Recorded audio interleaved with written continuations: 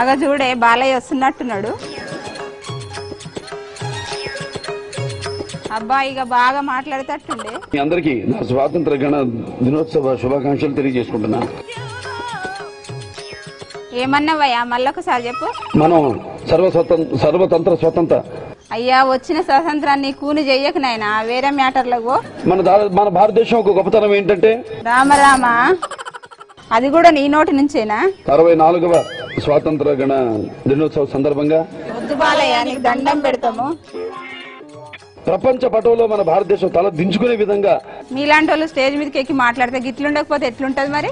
మన భారతదేశంలోని ఒక శాంత భద్రతలను ఎంత క్షీణిస్తున్నాయో దానికి ఒక ఉదాహరణ అది. మన దేశంలో కూడా ఎన్నో రోగాలు ప్రాచుర్యంలో ఉన్నాయి. అందులోకెళ్ళి ఒక్క రోగం ఎట్లుంటుందో చూపి. నిజమే, ఇది కూడా ఒక రోగం అని నిన్ను చూసినాక తెలిసింది. మన గురించే కాకుండా మన పక్క వాళ్ళ గురించి కూడా ఆలోచించవలసిన అవసరం ఎంతో ఉంది. ఇంకెవరికి ఉంది ఇటువంటి రోగం? అమెరికా ప్రధాన ఏంది నాయనా? అమెరికా అమెరికా ప్రధాని కూడా ఉంటాడా? ఉండొచ్చా? సినిమాల తొడను కొట్టినట్టు కాదు, ప్రపంచంలో ఏముందో తెలుసుకో. ఈ రోగం ఉంది.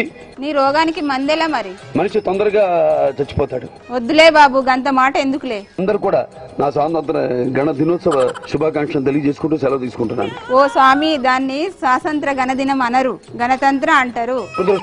దురదృష్టవశాత్తు అది వంశ పారంపర్యంగా రావడం ఏమిటండి? ఏం చెప్తాం, మా కర్మ. జై హింద్.